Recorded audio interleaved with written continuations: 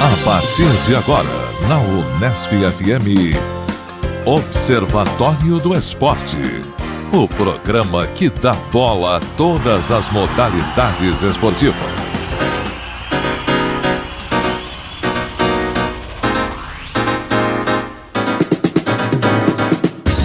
Olá, ouvinte da Unesp FM. Hoje é sábado, 1º de junho de 2013. Começa agora o Observatório do Esporte. Eu sou Luiz Moraes. E eu, Júlio Penariol. No Observatório de hoje, informação e análise dos acontecimentos esportivos da semana. Vamos falar sobre a Série C, que começa neste fim de semana e vai ser transmitida por uma TV pública. Você, ouvinte, quais informações recebe sobre a terceira divisão do futebol nacional? O que acha do espaço dado pela mídia a essa competição? Para responder essas e outras questões, conversamos com o jornalista e mestre em comunicação Anderson Gomes Santos e com o gerente executivo de esportes da TV Brasil, Carlos Souza. Entrevistamos também o professor de Mudança Social e Participação Política da USP, Marco Antônio Bettini, que viajou o Brasil para pesquisar sobre a Série C. E ainda neste programa, os palpites de nossa equipe para a Série A do Brasileirão. Aqui no Observatório a informação vai além das 4 linhas. Hoje na mesa teremos a participação de Carlo Napolitano, Tuca Américo, Gabriel Cortez, Luiz Moraes e eu, Júlio Penariol. E vamos aos destaques de cada integrante da mesa, começando com Carlo Napolitano. Olá, amigos da mesa, olá, amigos ouvintes. Hoje vou falar um pouco, vou dar um aplauso, na verdade, para Paula, para a médica Paula. E vou comentar um pouco e dar uma vaia para a situação dos estádios brasileiros para a Copa das Confederações e a Copa do Mundo 2014. E você, Tuca Américo, o que preparou para a gente hoje? Saudações, amigos da mesa, ouvintes. Vamos falar um pouco sobre o incrível preço do ingresso no jogo do Palmeiras na Série B, o entrevero entre Torben Grael e Arque Batista, e vamos falar um pouquinho de vôlei para não perder o costume também. Quem está na mesa hoje do Observatório é Gabriel Cortez, o nosso produtor mais querido no Facebook, aliás. Gabriel, o que você preparou pra gente hoje? Eu tenho muitas tias e muitas fãs por esse Brasil, né? Como você pode ver, muitos parentes, muitos familiares. Mas eu preparei hoje, eu vou falar sobre o jogo Santos e Flamengo, que teve a maior renda da história do Brasil. E vou falar também sobre o Rubens Barrichello, que tem acertado de maneira pontual em seus comentários.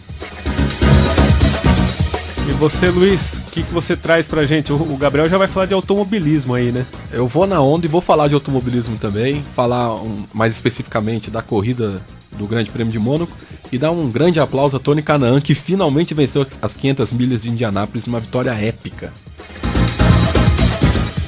E tem também Júlio Penariol aqui na mesa do Observatório comentando com a gente. Bom, falar um pouquinho de basquete, que é um assunto que eu gosto bastante, né? Uma notícia triste sobre Oscar Schmidt, que luta contra um câncer novamente, e um aplauso para o brasileiro Thiago Splitter, que brilha na NBA. Vamos começar agora com os comentários de Carlo Napolitano. Olá, como eu disse na escalada, dá um aplauso para Médica Paula, jogadora de basquete que participou de Olimpíadas, de Pan-Americano.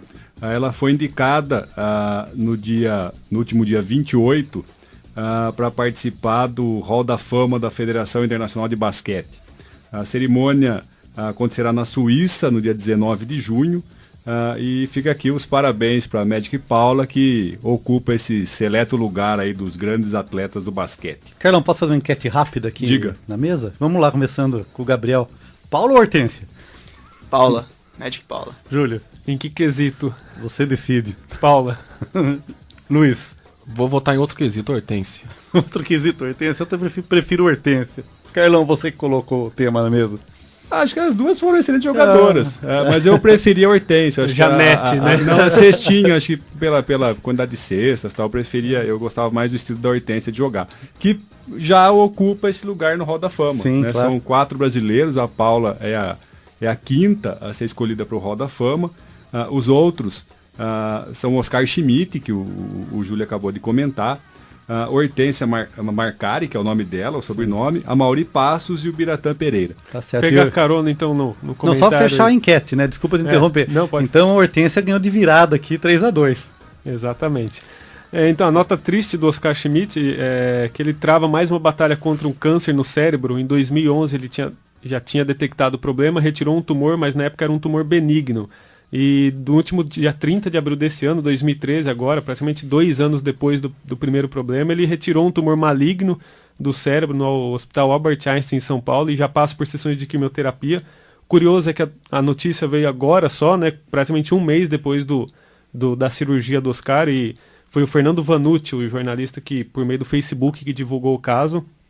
E completar então as informações do Carlão aí, né, o Oscar tá no Hall da Fama e não é à toa, ele é o jogador que mais pontuou na história do basquete mundial, ele fez quase 50 mil pontos na carreira, 49 uns quebrados, comandou o Brasil naquela conquista épica do Pan-Americano de 87, é o jogador de basquete com o maior número de participações de Olimpíadas, são 5 Olimpíadas, é o maior pontuador na história das Olimpíadas, dos Mundiais também, e o jogador que mais vezes atuou de maneira ininterrupta. Ele atuou por 7 anos no Caserta, da Itália, por 271 partidas seguidas. Então os caras aí acumulam inúmeros feitos, né, no basquete, mas sofre por esse problema. E o programa nosso aqui hoje é gravado na terça-feira, então até sábado, quando o programa vai ao ar, pode ser que a gente tenha notícias melhores aí do Oscar. Então fica aí a torcida nossa para que ele melhore, né?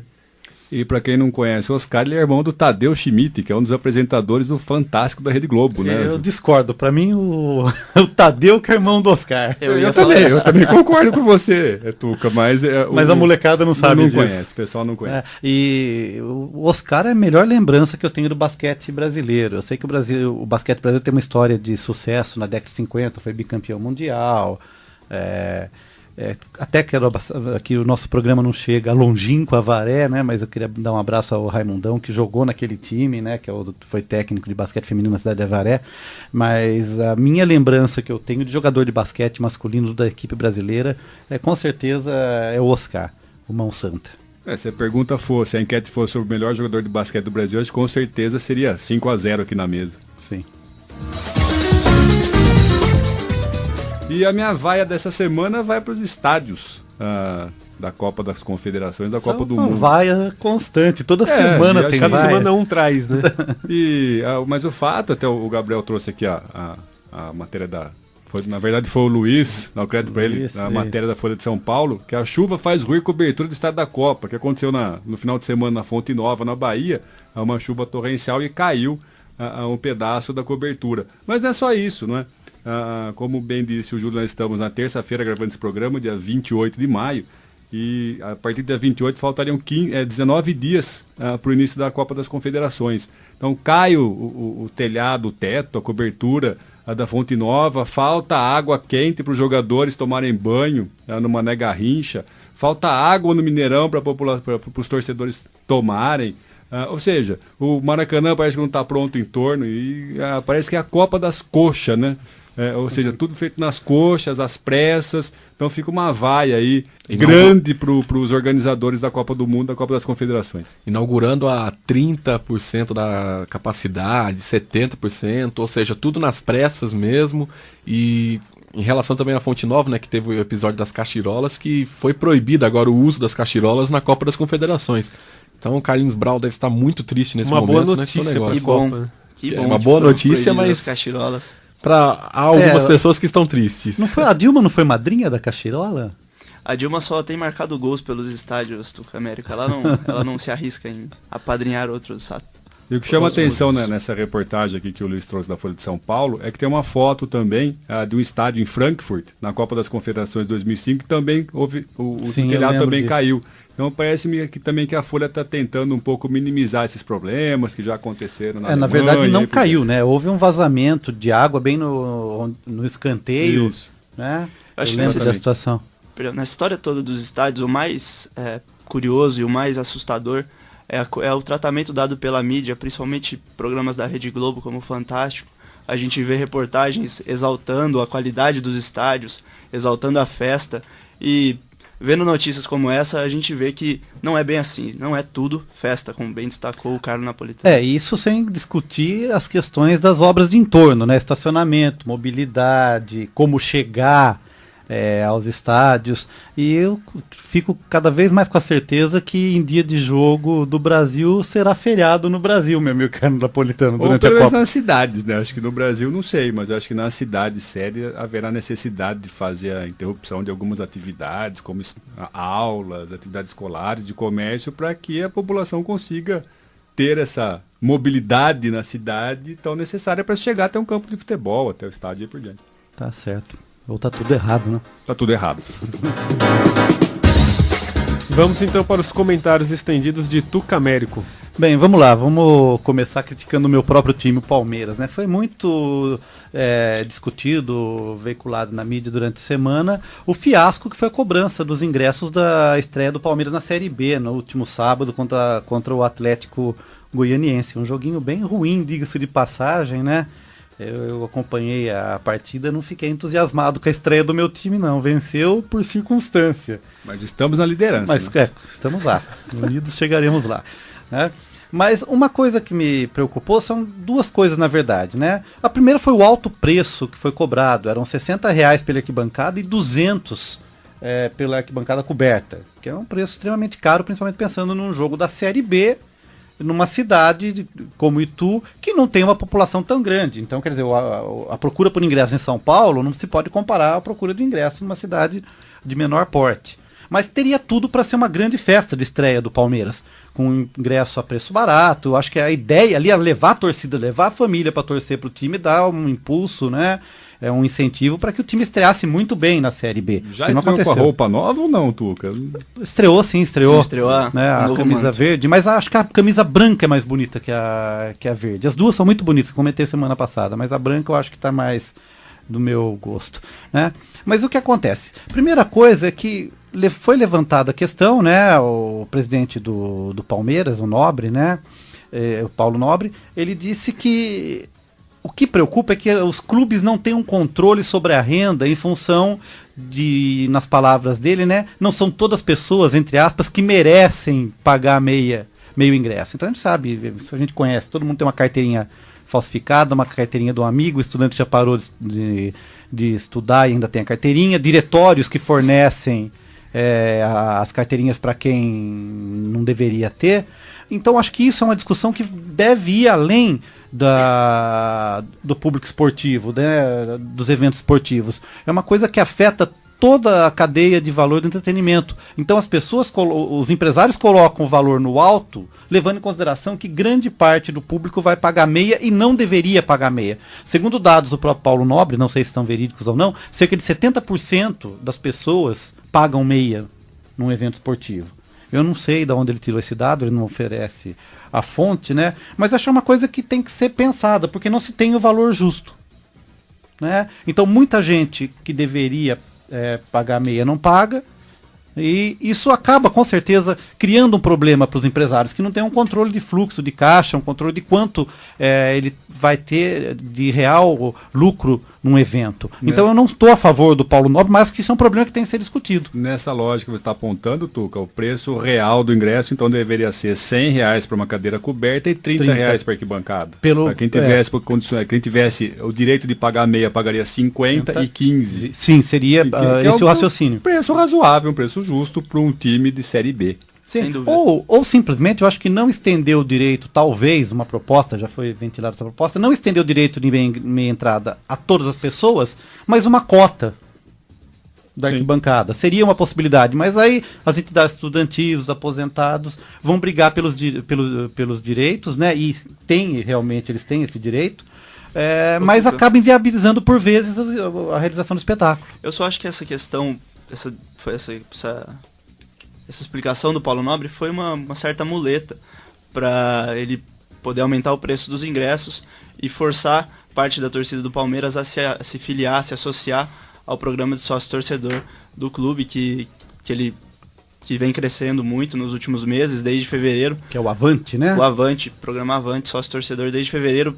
Fevereiro possuía 9 mil associados, agora já está, na semana passada tinha batido 23 mil, agora a gente precisa conferir os dados, mas deve estar em torno disso, 25 mil Eu acho que a questão é mais esse ponto. Não, eu concordo com você, eu também tenho essa percepção, tenho Sim. a clareza que a ideia foi essa. Mas ao Mas, sim, argumentar, ele levantou essa questão que eu acho que é importante também. Sim. É importante discutir. Que seria o preço real. Qual que é o preço real, verdadeiro de um ingresso? Nós temos aqui, por exemplo, em Bauru, o Noroeste, quando joga com o MAC, é um valor de ingresso. Quando joga com São Paulo, Corinthians, Palmeiras, é outro valor de ingresso. E não é barato também. E também você paga caro e tem serviços ruins. É. Você vai no estádio, o que eles te oferecem de opções de comida para você comprar? Serviços ruins, Banheiro sujo. comida ruim e comida cara. Banheiro ruim, banheiro caro. É. Então acaba não valendo a pena e acaba afastando o torcedor. Gabriel, talvez esse raciocínio do Palmeiras, do Brunoro, do Paulo Nobre tenha razão quando a arena do Palmeiras estiver construída, completa, inaugurada, que deve ser garante ingressos mais baratos para quem é sócio torcedor para participar na arena, que a maioria desses sócios dos 25 mil devem ser de São Paulo, né? Sim. Agora, se você deslocar até uma outra cidade, como foi no caso de Itu, você vai computar isso aí também no custo. Além do ingresso, você vai ter o custo de transporte, da viagem, alimentação e aí por diante. Bem, mas isso acho que é um tema que merece uma pauta à parte ainda para a gente discutir, de tantas questões que estão envolvidas em relação a isso. Não é bem, mudando de assunto um pouco, eu queria aqui dar um aplauso ao Torben Grael, né, o nosso velejador, que durante a semana criticou algumas resoluções em relação à participação da vela no processo de treinamento, de participação nos Jogos Olímpicos, né? Ele já havia criticado algum tempo atrás a ineficiência da despoluição da Baía da Guanabara, né, que é um lugar onde se treina, onde existem competições de vela no Brasil, e ele se manifestou também essa semana contrário à modernização da Marina da Glória, que é um projeto, para variar, de quem? Vocês têm ideia de quem seria o projeto no Rio de Janeiro? Ike Batista. Ike Batista, né? Eu acho que ele vai privatizar todo o estado do Rio de Janeiro, né? Então ele tem um projeto de modernização da Marina da Glória, que inclui um centro de convenções e outras coisas que podem gerar um grande lucro para ele no tempo pós-Jogos Olímpicos. A reforma, né, do tradicional Hotel Glória também, que fica ali próximo, que é um belo hotel, uma bela fachada, então tem essa Sim. previsão também de reforma e reabilitação do hotel. E o que o Torben critica é que nesse projeto do Ike, ele não contempla um centro de treinamento de vela para o Brasil. Quer dizer, o Brasil é um país que, historicamente, a vela é um dos esportes, junto com o judô, que sempre trazem medalhas, né? Desde que eu me lembro, como uma pessoa que acompanha os Jogos Olímpicos, eu sempre lembro que sempre vem uma medalhinha, hora sim, hora não, da vela ou do judô, é o que salva o nosso quadro de medalhas. Ô Tuca, com 8.000 quilômetros de costa deve faltar lugar para fazer isso, né? Tem que ser bem lugar na Baía poluída e na Marina da Glória, né? Mas, na verdade, que legado fica para o esporte pensando dessa forma? Né? Nenhum. Né? É uma ação predatória, onde se cria uma estrutura somente para os Jogos Olímpicos e, posteriormente, ela só se transforma numa fonte de renda para o empresário, que também, o coitado do Ike Batista não é uma pessoa que esteja lá precisando de muito dinheiro, né? Mas fica aí o meu aplauso ao Torben Grael, que eu acho que ele tem toda a razão. Eu acho que tem que criar esse legado para que o esporte, principalmente a vela, que historicamente é muito importante para a gente em termos de Jogos Olímpicos, para que ela continue a gerar novos campeões olímpicos, porque nós estamos dependentes de alguns poucos campeões que têm uma longevidade enorme, né? A gente está olhando aí Scheid, a família Grael mesmo, então fica aí a necessidade de que a gente crie um lugar para que essas pessoas mais antigas, os medalhistas, possam treinar novos e possíveis campeões olímpicos. Só levantar aqui, meu amigo Carlos Napolitano, talvez o Júlio, o Gabriel queiram comentar também, o site do Bruno Volok, colocou uma notícia, né, sobre os custos do time masculino do SESI. Então eu queria colocar aqui para vocês e para os ouvintes terem uma noção quanto custa um time de voleibol e os valores, né? E dizendo que é um investimento muito grande. E eu acho que é uma reflexão importante no momento em que está se discutindo o preço de quanto vale o passe do Neymar, só para a gente ter uma noção, né? De como existem dois mundos extremamente diferentes. Um é o do futebol, com seus salários monstruosos, né? e o dos outros esportes. E só como contraponto o vôlei, que é um esporte popular, medalhista olímpico. Eu costumo dizer que é o esporte mais importante do Brasil, porque o Brasil é o país do vôlei. Nos últimos 10, 12 anos, o esporte de maior sucesso no Brasil é o vôlei em todas as categorias, seja no feminino, masculino ou na praia. Nós somos campeões mundiais, campeões olímpicos, campeões de liga. Então existe uma hegemonia do vôlei brasileiro aí há um longo tempo. Então vamos lá. O investimento, a priori, né, do SESI para a temporada 13 e 14 seria de 7 milhões de reais. Só o salário do Neymar daria para montar 2 times e meio. Isso. Então vamos aos salários aí. O Sidão ganha 750 mil reais Por ano. Né? O Lucão, 900 mil reais por ano. Rogério e Maurício, algo em torno de 500 mil reais por ano. Lucarelli, perto dos 800 mil. Evandro e Renan são os mais baratos e vão custar entre 400 e 450 mil reais por ano. O Serginho, nosso líbero, escadinha, né? 700 mil reais com contrato até maio de 2014. Né? Isso porque é um líbero. Isso porque são os tops do Brasil, né? Do E país. talvez em nível mundial, são Nível jogadores. mundial, sem O dúvida. Serginho é um belo de um líbero em qualquer seleção do mundo.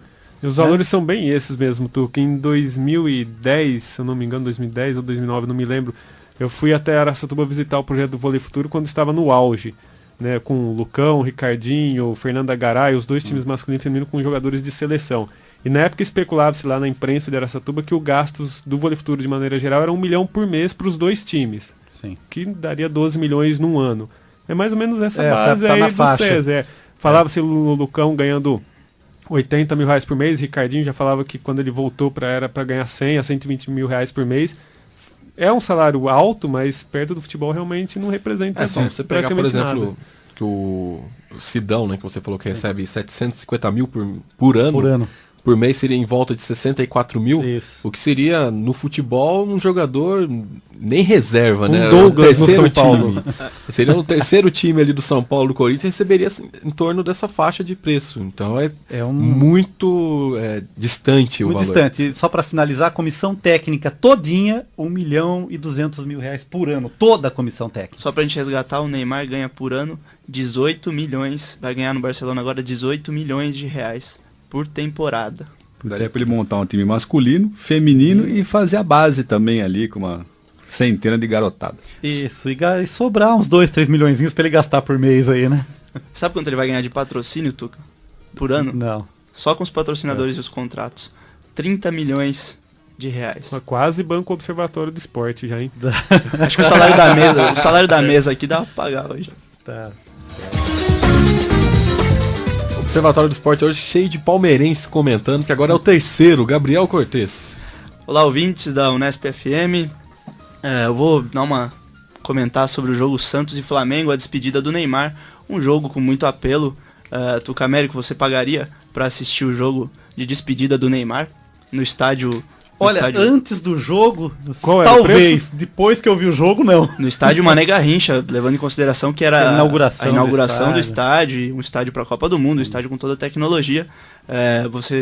Se você tivesse que pagar um preço mínimo de R$160, você iria? É difícil, é um preço extremamente alto para nossa realidade. Os ingressos estavam custando entre 160 e R$400. Não justifica, eu acho que para assistir um jogo desse tudo bem, é uma quantia até que justificável, razoável pela questão histórica, enfim. Mas a questão pontual é, o Santos tinha o mando de jogo nessa partida. Há uns meses atrás o Santos vendeu esse mando de campo por R$800 mil para a Federação Brasiliense de Futebol. Você sabe quanto foi arrecadado nesse jogo? Só com o ingresso? Não tenho ideia. 7 milhões.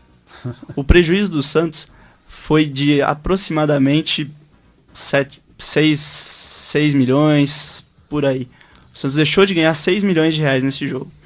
Eu acho que, desculpa interromper, mas quem perdeu mesmo, eu acredito, acho que foi o Flamengo.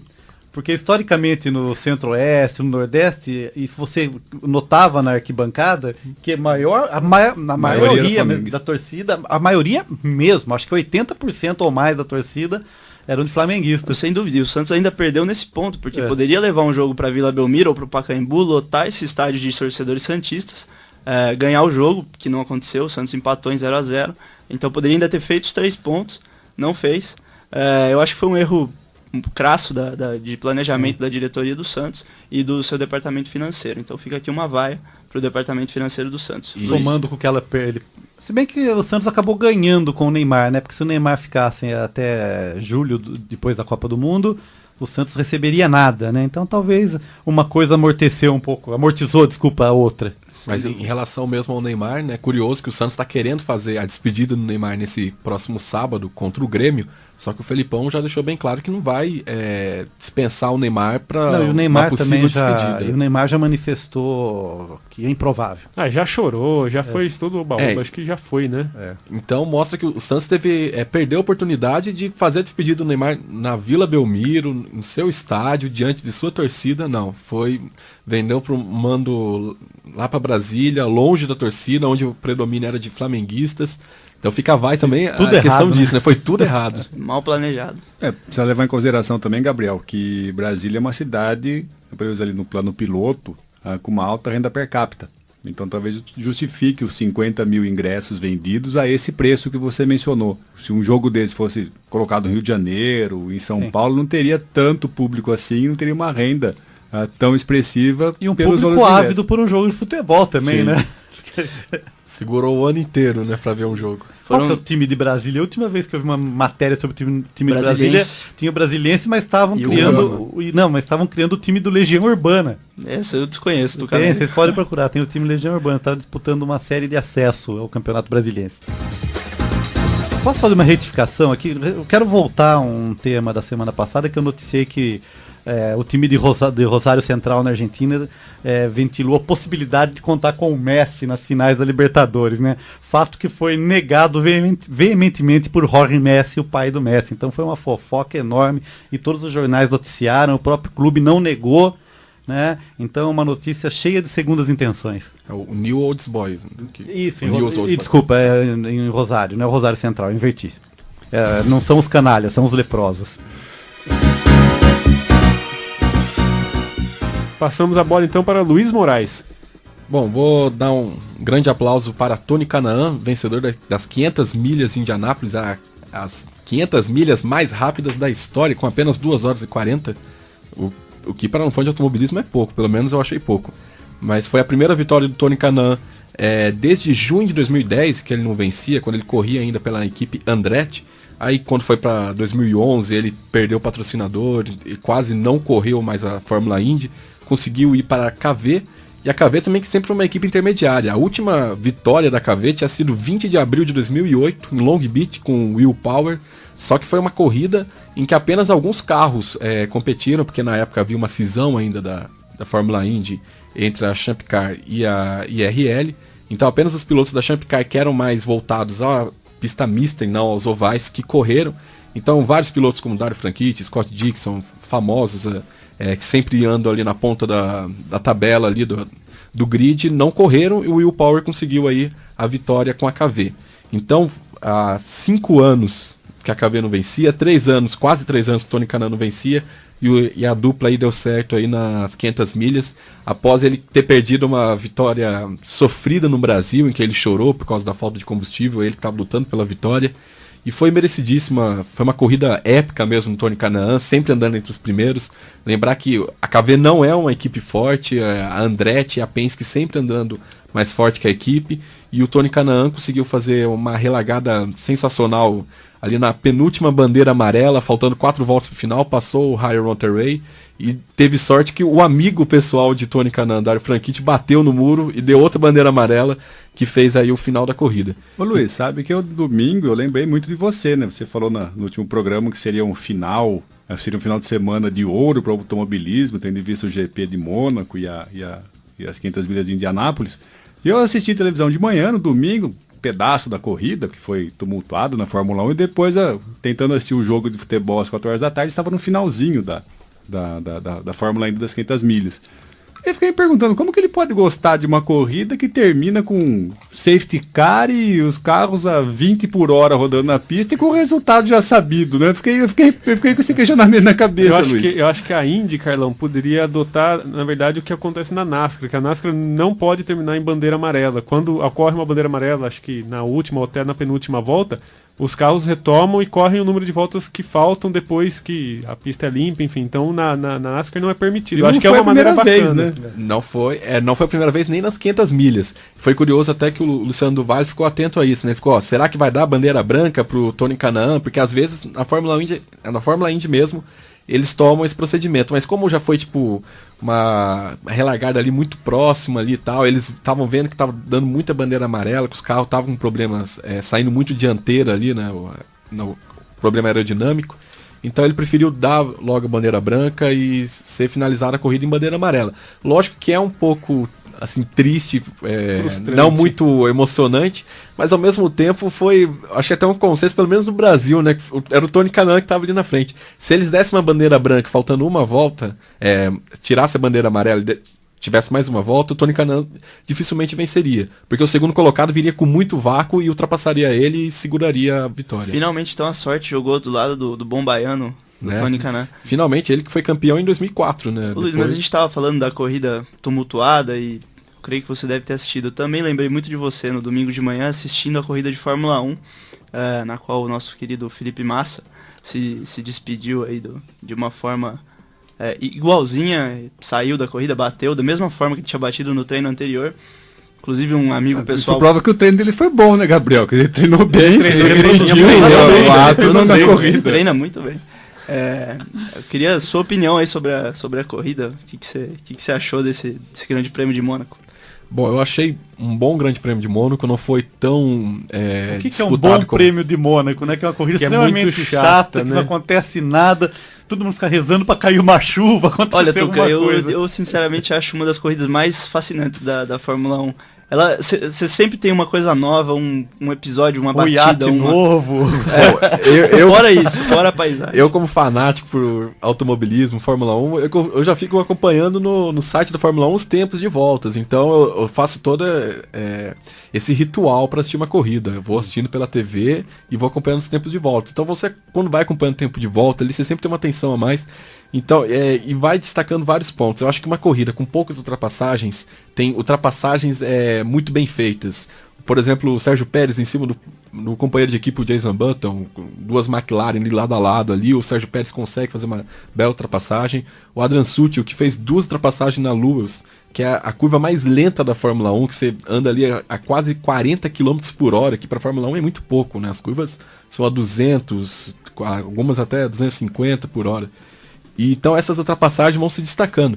A se destacar também o desempenho de Kimi Raikkonen nas últimas voltas, que ele caiu para 16º, né, com a batida do Sérgio Pérez, furou um pneu e tava todo mundo já chorando, porque o Raikkonen pode quebrar um recorde do Schumacher se ele pontuar mais 2 corridas, né? Ele empatou agora com o Michael Schumacher, ele não empatou, ele está a uma corrida de empatar com o Michael Schumacher, ele está 23 corridas seguidas pontuando, o Schumacher tem o recorde com 24.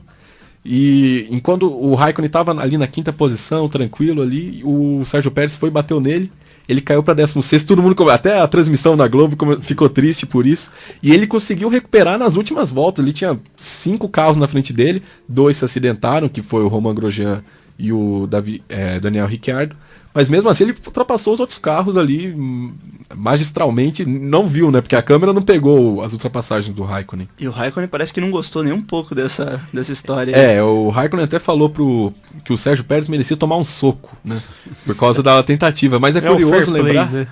Mas é curioso lembrar que o Kimi Raikkonen... Bons tempos de Nigel Mansell. Esse sairia no soco, esse não falaria, né?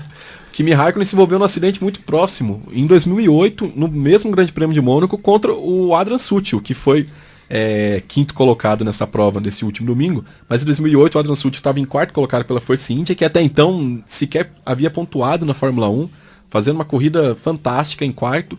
E o Raikkonen acertou ele na mesma curva que o Pérez acertou na chicane ali depois do túnel. Adrian Sutil surpreendeu esse fim de semana, né?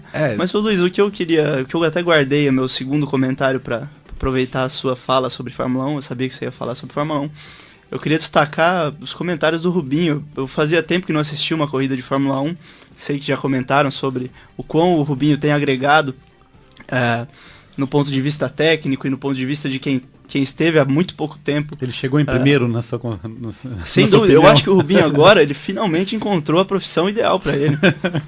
Depois de até hoje, mais de ele 20 só anos correu para ter experiência para ser comentarista. Ele finalmente achou a profissão ideal, foi a melhor escola para ele. Falta o Felipe Massa encontrar a profissão ideal dele, né? É curioso, né, que o Rubinho, na transmissão, na verdade ele precisa dos puxões do Galvão Bueno. O Galvão Bueno que sempre vai introduzindo ele para algum assunto, ele ainda não tem aquele feeling, né, de soltar o comentário, ele vai respondendo as perguntas que Reginaldo são Leme feitas. vai definitivamente para a geladeira? O Reginaldo Leme, eu até pedi para produção me separar o nome, no último domingo o Reginaldo Leme confundiu o David Hasselhoff, do SOS Malibu, com o David Coulter. E na hora que ele falou, o David Coulter ali, né? E ficou uns 5 segundos quieto a transmissão. Aí o Galvão fez uma brincadeira ali com o Reginaldo. E Era ficou um momento meio tenso. Eu acho que era o que eu estava esperando. Em defesa do Reginaldo Leme, teve um post no blog do Flávio Gomes, que é bastante interessante, que assim, apesar do Luciano Burti e do Rubens Barrichello estarem fazendo comentários mais interessantes, mais pontuais até, inclusive, e melhores tecnicamente. Do ponto de vista técnico. É sempre bom ter um jornalista, ter um repórter ali na transmissão que vai saber apurar, que vai saber perguntar, essa questão básica. Também, né? Eu acho que não à toa, histórico é importante. Não à toa, por exemplo, em 2009, quando saiu o caso de Singapura, que o Nelsinho Piquet, que bateu propositalmente e tudo mais, foi o Reginaldo Leme que investigou isso. Então eu acho interessante manter ainda essa figura do jornalista, lógico. O Reginaldo Leme vai ter que não se atualizar mais, porque ele é um cara que eu respeito muito. Quem sou eu para criticar Reginaldo Leme também, mas... Luiz, precisa ser investigado se ele, de fato, ele fez uma investigação sobre o acidente ou se ele foi... O divulgador, né? O divulgador, ou seja, se ele sabia da notícia, alguém pediu até para ele divulgar. Porque também eu li a respeito que o Nelsinho Piquet foi e contou essa história para ele ter uma barra limpa no automobilismo, né? Que haveria ali até uma suspensão de banimento, uma punição de banimento do automobilismo para ele.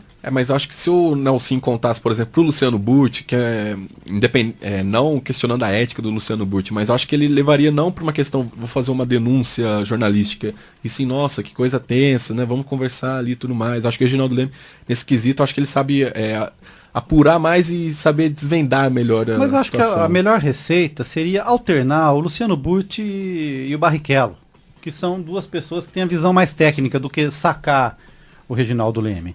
Né? Aí acho que você tem um equilíbrio. Fica o Galvão, o Reginaldo Leme, ou substituindo em hora sim, hora não, o Barrichello e o Burti. E até mesmo também uma exploração melhor do repórter que está lá na pista, né? Da Mariana Becker, ou quando o Carlos Gil estava lá, fazer uma exploração melhor dele.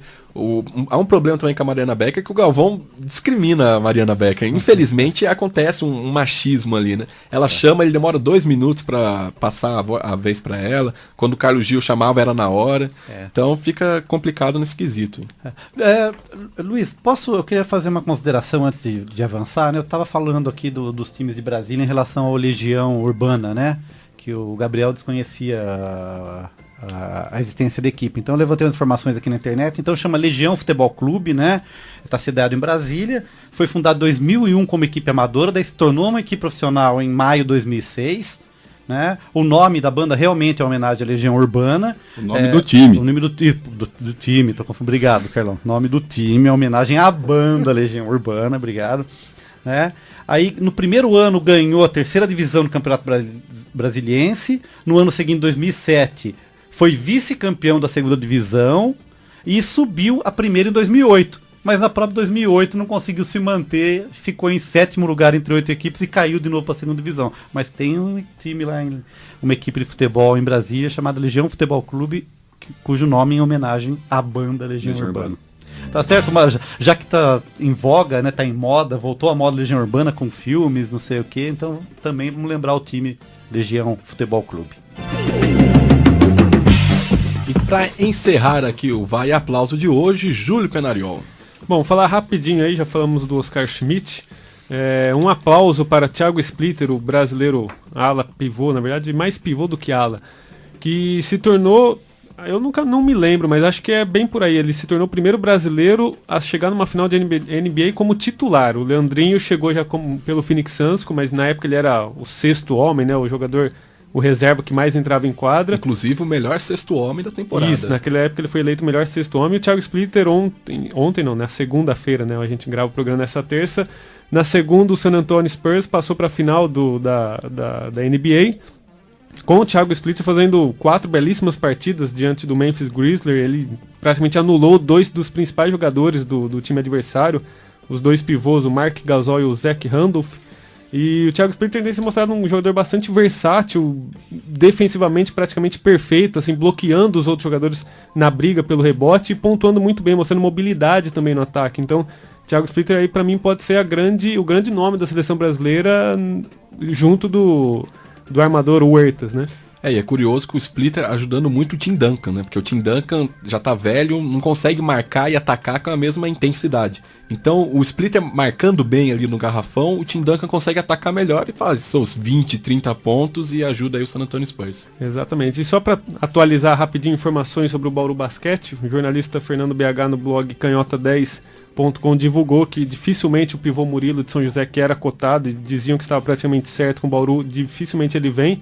Já até um leilão pelo passe dele, pode ser que até que ele fique em São José, já que a prefeitura vai voltar a apoiar o time, enfim. Mas um jogador que pode pintar de São José, que é o nome mais forte agora, é o ala pivô Jefferson, que esse praticamente é o nome certo para a próxima temporada. O Observatório do Esporte aproveita agora o início dos campeonatos nacionais para debater o modelo de transmissão adotado no Brasil. O Campeonato Brasileiro das séries A e B já começou, mas e a Série C? Você, ouvinte, conhece essa parte do nosso futebol? O que acha do espaço dado pela mídia a essa competição? A Série C começa neste fim de semana e conta com 20 equipes, como Santa Cruz, Fortaleza, Guarani de Campinas e Vila Nova. Neste ano, o torneio vai ser transmitido por uma TV pública, a TV Brasil. O gerente executivo de esportes da emissora, Carlos Souza, explica que a decisão é baseada no interesse do público. O esporte sim é de interesse público, é uma coisa pública. A gente tem que ter um cuidado com o esporte muito grande na emissora pública, na verdade, porque a gente tem na Série C uma oportunidade de atingir milhões de torcedores que não estão contemplados com a Série A e com a Série B. A gente tem times com grande torcida, como Santa Cruz, em Pernambuco, Fortaleza, lá no Ceará, a gente tem o Guarani, a gente tem o Sampaio Correia, a gente tem o CRB, times de todo o Brasil que tem grande torcida. Ele ressalta que a TV Brasil vai suprir uma lacuna deixada pela TV aberta, que não dá atenção a esse campeonato. Com a Série C, a gente vai contemplar milhões e milhões de telespectadores em todo o país. Então, atinge um público que tem essa demanda, que tem essa vontade. Está morrendo de vontade de ver seu time torcer. E fica hoje, logicamente, hoje limitado pelas transmissões das TVs abertas, que são só a Série A e a Série B, e eventualmente uma TV fechada, na verdade, uma TV paga. Carlos Souza lembrou ainda que a TV Brasil fez parcerias com profissionais de todas as regiões do país. Nossa equipe de produção entrevistou também o professor de Mudança Social e Participação Política da USP, Marco Antônio Bettini. Marco é membro do Núcleo Interdisciplinar de Estudos sobre Futebol e Modalidades Lúdicas, o Ludens. No ano passado, ele fez parte de um projeto de pesquisa do grupo que viajou o país para analisar o futebol e seus torcedores. O estudo focou os clubes das séries B e C do Campeonato Brasileiro, que são menos visados pela mídia, como explica Marco Antônio. E a gente resolveu estudar as torcidas e as cidades dessas torcidas da Série C do Brasileirão. E a gente foi com um grupo de pesquisadores, com vários alunos de graduação, visitar as cidades, tirar fotos, ver os personagens de cada torcida, de cada clube e fazer, na medida do possível, entrevistas para tentar trazer mesmo o que é o coração do futebol no Brasil, né? E qualquer forma de popularização dessa expressão, para a gente é muito interessante. Quem concorda com Marco Antônio é o mestre em comunicação pela Unicinos, Anderson Gomes Santos. Para ele, o esporte é um excelente produto midiático que traz público e audiência. E o futebol, uma oportunidade para a TV Brasil atrair novos telespectadores. O pesquisador faz algumas observações contrárias, mas no geral acha positiva a iniciativa da TV Brasil. É óbvio que podem haver discussões sobre a questão da compra, né, que pelo menos até 2010 era de 14 a 18 milhões de reais, a gente não teve informação oficial quanto foi gasto esse ano, porque ao mesmo tempo você poderia apoiar produções audiovisuais, seja curta-metragem, através de festivais de música, porém a gente tem que saber que no atual modelo de mercado brasileiro de televisão, esse primeiro passo precisa ser dado e eu acho que até já passou do tempo, né? Já estamos entrando no 6º ano da TV Brasil e é mais do que na hora de apostar no avanço da produção da emissora para que isso possa gerar um fluxo maior de público para outros produtos dela. Anderson afirma também que o modelo de televisão no Brasil ainda é estritamente comercial e compara com a Europa. Lá, diferentemente daqui, a empresa pública vai concorrer com as empresas privadas também, por mais que tenha alguns problemas somente agora com a crise econômica, mas há essa preocupação da concorrência da empresa pública. O futebol é um programa, é um produto midiático interessantíssimo para a audiência e não seria nada de estranho que a empresa pública concorresse em processo de licitação, inclusive ganhasse em processo de licitação para transmitir esse tipo de programa. O mestre em comunicação Anderson Gomes Santos conclui com um apelo. O que falta aqui no Brasil é uma cultura de comunicação pública, não só no caso da TV Brasil, que é público estatal, mas também em outras formas de comunicação pública, sejam as rádios alternativas, rádios comunitárias, TVs comunitárias, que é algo que ainda está muito longe de acontecer no Brasil, que já é um modelo clássico que vem lá da Europa, que aqui no Brasil não chega ainda nem perto disso. Agradecemos a participação do Anderson Gomes, do Marco Bettini e do Carlos Souza. E aí, caros observadores, o que vocês acham da iniciativa da TV Brasil? Tuca, você concorda com os nossos entrevistados? Bem, eu acho que tem vários argumentos, né? Alguns são válidos e outros acho que nem tanto, né? Quando fala milhões e milhões de torcedores, eu queria ter esses dados. O que envolve aí, né? Eu até puxei aqui na internet quais são os times que participam da Série C. Então vou falar rapidamente aqui. Então temos o Águia de Marabá, o Baraúnas, Rio Grande do Norte, o Brasiliense, o CRB, o Cuiabá, Fortaleza, Luverdense. Alguém sabe de onde é o Luverdense? Goiás. Eliminou o Bahia. Goiás. Bom, Luverdense, Sampaio Correia, Santa Cruz, o 13 da Paraíba, o Betim de Minas Gerais, Caxias, o Craque de Goiás, o Duque de Caxias, o Grêmio Barueri, o Guarani, o Macaé, Madureira, Mogi Mirim e Vila Nova de Goiás. Né? Ô Tuca, desses 4 times, eu acho que quem pode juntar milhões é o CRB, Fortaleza, o Santa Cruz e o Sampaio Correia. O Sim. resto eu acho que não deve passar de 50 mil. Sim, eu acho que é de certa forma, se atende os torcedores do Nordeste, do Centro-Oeste, que não tem muita participação em campeonatos brasileiros, que normalmente é capitaneado por equipes do Sudeste e um pouco do Nordeste, ali poucos times do Nordeste, né? Sul, Sudeste e Nordeste. E com pouca participação da região Norte, do Centro-Oeste. Né? Então eu fico assim um pouco receoso. Mas de certa forma, eu acho que quando ele fala em parcerias com profissionais regionais, isso que eu acho que é interessante, né? Eu sei que o Carlão daqui a pouco vai questionar a aplicação do dinheiro público, né? Você já fala sobre isso, tá? Mas eu acho que é uma coisa importante que a gente tem que pensar.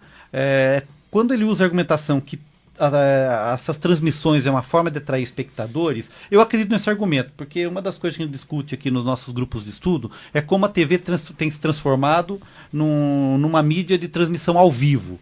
Né? E dentro dessas possibilidades de transmissão ao vivo, a gente tem o esporte como carro-chefe.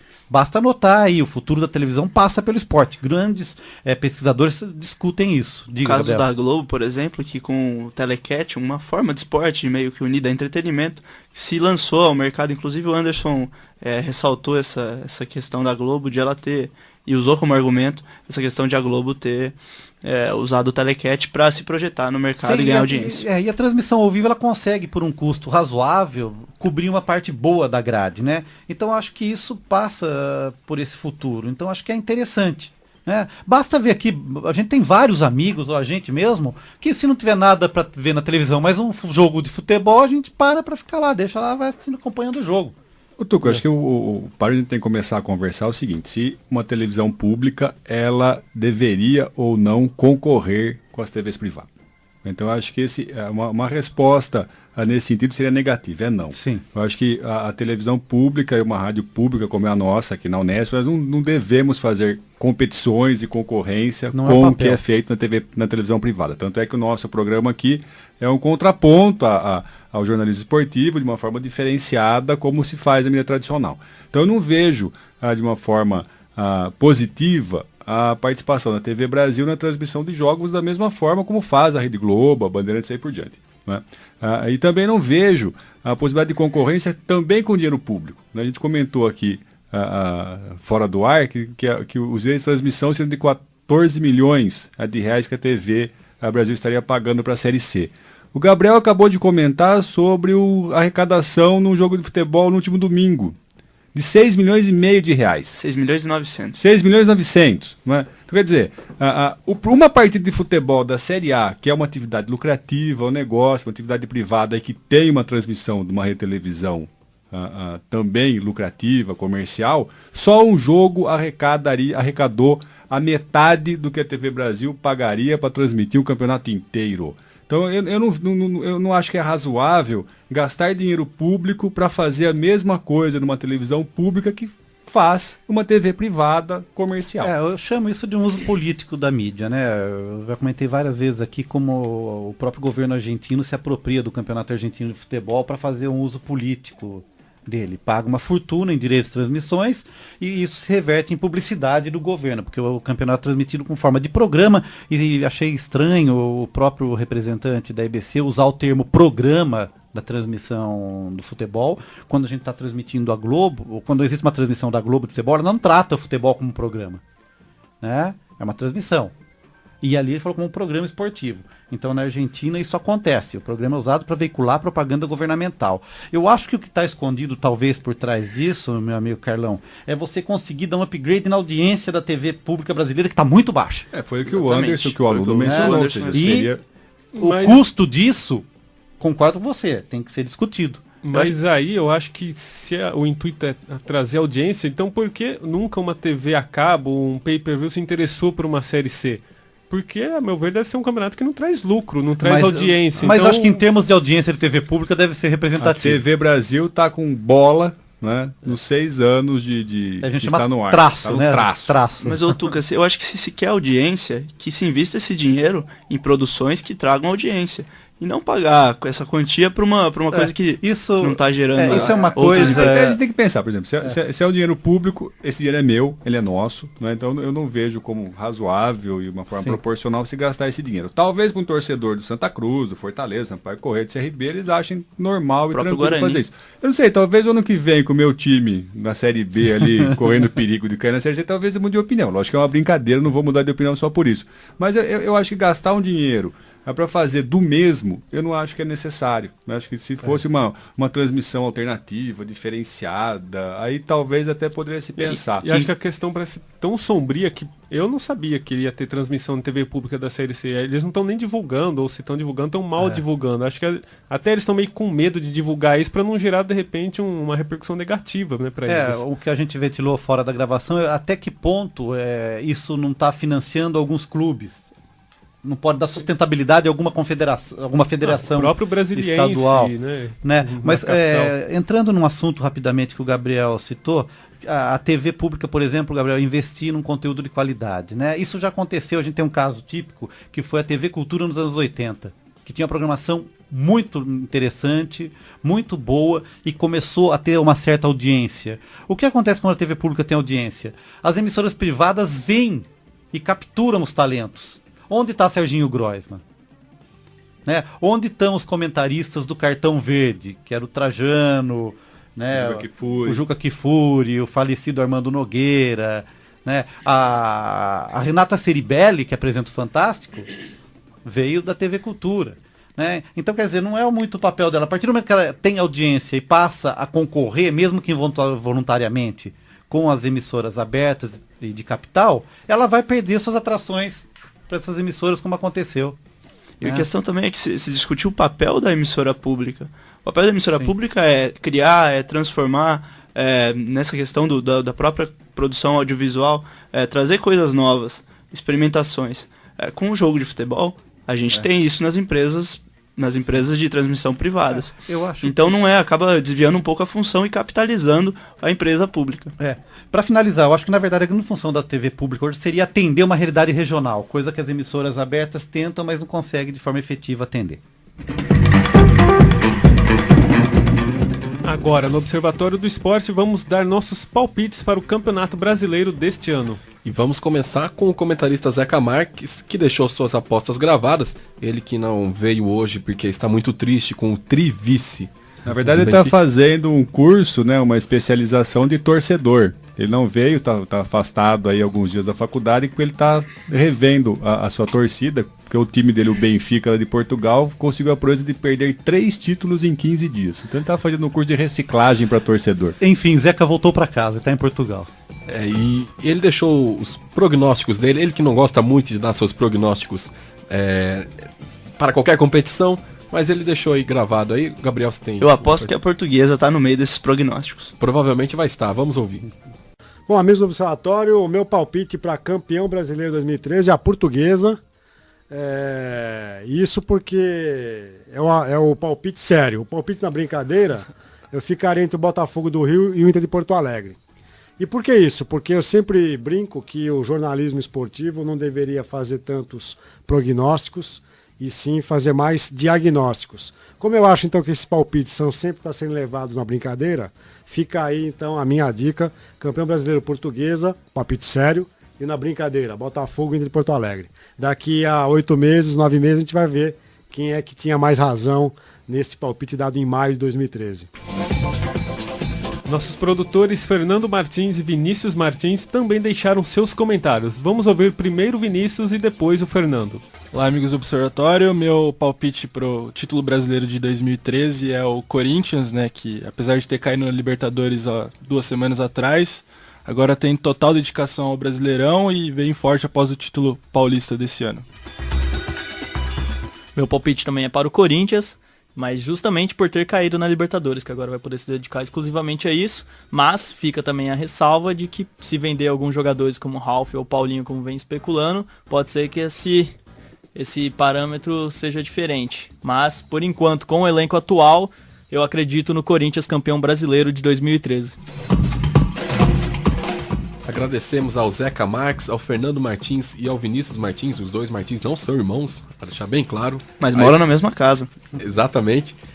Deixar aí o agradecimento aos 3 pelos palpites. E agora vamos passar para os nossos comentaristas aqui na mesa. O que eles acham? Carlos Napolitano, eu sei que já está com o palpite na ponta da língua. Da Série B já está certo, e da Série A? Série B, Palmeiras, Série A, Atlético Mineiro. E justifico. O Atlético cairá nessa fase da Libertadores, não passará pelo Tijuana. O Cuca também sairá do comando técnico. O Atlético Mineiro campeão da Série A.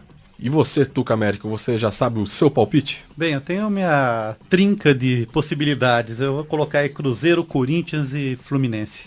A trinca, olha, eu acho que deveria valer só um. Eu também acho, concordo. Então vai o Cruzeiro. Gabriel Cortez, você concorda? Você tem outro palpite? Corinthians. Fluminense na Libertadores, eu acho que o Corinthians vai voltar todas as suas atenções para esse Brasileirão. E você, Júlio Penariol, você como grande tricolor paulista? Bom, se o Galo cair cedo na Libertadores, acho que dá Galo no Brasileirão. Se não, o Corinthians leva essa. E o meu outro palpite que eu gostaria de deixar claro aqui: São Paulo termina sem o técnico Ney Franco no banco de reservas. Isso é moleza. Bom, eu vou deixar também o meu palpite aqui, que eu vou apostar no Grêmio. Ninguém aposta no Grêmio, o Grêmio provavelmente vai cair de produção, não vai ficar nem entre os 10, mas eu deixo a minha aposta pro Grêmio. E só também deixar aqui as apostas do pessoal que está do outro lado aqui do aquário da gravação do Observatório. O Silvestre, que é o nosso produtor técnico, está apostando no Corinthians, corintiano como apostou no Corinthians. Paulo Beraldo, nosso produtor, apostando no Cruzeiro. Olha só, uma aposta ousada, mas condizente ali também com... E o nosso diretor Fábio Fleury provavelmente apostaria no Corinthians, que também é o seu time, mas ele não deixou o seu prognóstico gravado. Mas todo mundo sabe que o Fleury vai apostar no Corinthians. É um corintiano de marca. Tivemos também a colaboração da Mariana. A Mariana não apostou em nenhuma equipe, mas eu acho que ela vai apostar no Grêmio também. Então 2 votos para o Grêmio aqui então. Você, ouvinte do programa, que quer opinar também sobre quem vai ser o campeão brasileiro deste ano, você pode acessar nossa página no Facebook e votar lá na nossa enquete. O endereço da página é www.facebook.com/Observatório do Esporte. Repetindo, www.facebook.com/Observatório do Esporte. Acesse também o blog do nosso programa. O endereço é www.observatoriodoesporteunesp.blogspot.com. Repetindo, www.observatoriodoesporteunesp.blogspot.com.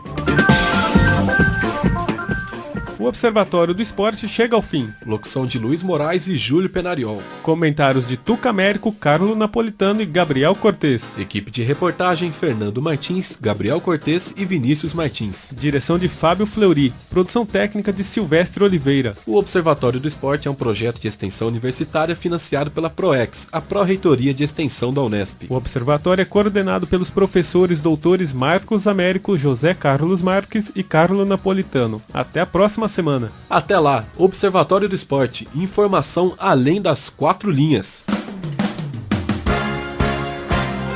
A Unesp FM apresentou Observatório do Esporte, o programa que dá bola a todas as modalidades esportivas.